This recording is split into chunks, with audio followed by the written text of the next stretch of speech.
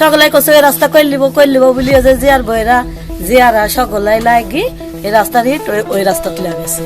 নাটোরের বাগাতিপাড়া উপজেলার জামনগর ইউনিয়নের ওমরগাড়ি এলাকায় সরকারি অর্থায়নে মাত্র ৮ থেকে ৯ মাস আগে নির্মিত একটি নতুন রাস্তার সম্পূর্ণ ইট উঠিয়ে নিয়ে যাওয়ার নজিরবিহীন অভিযোগ উঠেছে। অডিট শেষ হওয়ার আগে ৩,৩০,০০০ টাকা বরাদ্দের এই রাস্তার ইট অন্য প্রকল্পে ব্যবহার করায় চরম ক্ষুব্ধ স্থানীয়রা। সরকারি তথ্য মতে দুর্যোগ ব্যবস্থাপনা অধিদপ্তরের আওতাধীন কাবিখা কর্মসূচির অধীনে ২০২৫ থেকে ২৬ অর্থ বছরে ওমরগাড়ি রশিদের বাড়ি হতে ঈদগাহ পর্যন্ত রাস্তা বিবিকরণ ও সংস্কার শীর্ষক প্রকল্প বাস্তবায়ন করা হয়েছিল, কিন্তু ইউপি চেয়ারম্যান গোলাম রব্বানীর বিরুদ্ধে অভিযোগ নতুন আরেকটি রাস্তার কাজে ব্যবহারের জন্য আগের রাস্তার ২৩০ ফুটের সম্পূর্ণ ইট তিনি তুলে নিয়েছেন। সামনে বর্ষা মৌসুম হওয়ায় ইট তুলে নেওয়ার ফলে ওই রাস্তায় এখন যাতায়াত নরক যন্ত্রণা হয়ে দাঁড়িয়েছে এলাকাবাসীর জন্য।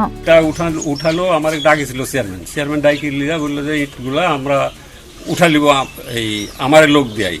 শেষ পর্যন্ত ১৫,০০০ টাকা দিয়ে এখান থেকে চুক্তি দেয়, ইট তুলা এবং বওয়া ওখানে লাগায়, লোক লাগাই দেওয়া ওখানে কাজগুলি করাইছে, এখান থেকে ইটগুলো উঠালি চেয়ারম্যানের মাধ্যমে হয়েছে।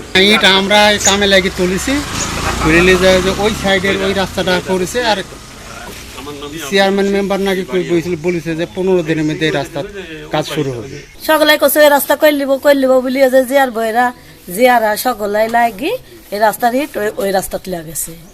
এখন এই রাস্তার কোনো খবরই নেই। মাস ৩ আগে রাস্তাতে ইট পাড়ি দিয়ে এই রাস্তার ইট তুলে নিতে পারে আমার এই সাইড এটি দিছে, যে রাস্তার চলাফেরা খুব দুর্ভোগ হচ্ছে মানুষের, পানি টানি আসলে বর্ষা টর্ষা। সরকারি অর্থের এমন ব্যবহার নিয়ে এখন তদন্তের মাধ্যমে প্রয়োজনীয় ব্যবস্থা গ্রহণের দাবি জানিয়েছেন ভুক্তভোগী এলাকাবাসী। উপজেলা প্রকল্প বাস্তবায়ন কর্মকর্তা জিয়াউর রহমান বলেন, বিষয়টি নিয়ে এখনো সংশ্লিষ্ট চেয়ারম্যানের সঙ্গে কথা হয়নি। ঘটনাস্থলে গিয়ে সরেজমিনে দেখে কিভাবে কাজটি করা হয়েছে তা যাচাই করতে হবে। এক রাস্তার ইট তুলে অন্য রাস্তায় ব্যবহার করা যায় কিনা এমন প্রশ্নের জবাবে তিনি বলেন, এ ধরনের কাজ করার কোনো সুযোগ বা বিধান নেই। এ বিষয়ে উপজেলা নির্বাহী কর্মকর্তা দেবাশিস বসাক বলেন, বিষয়টি তিনি অবগত নয়, খোঁজ নিয়ে দেখে পরবর্তী ব্যবস্থা নেবেন।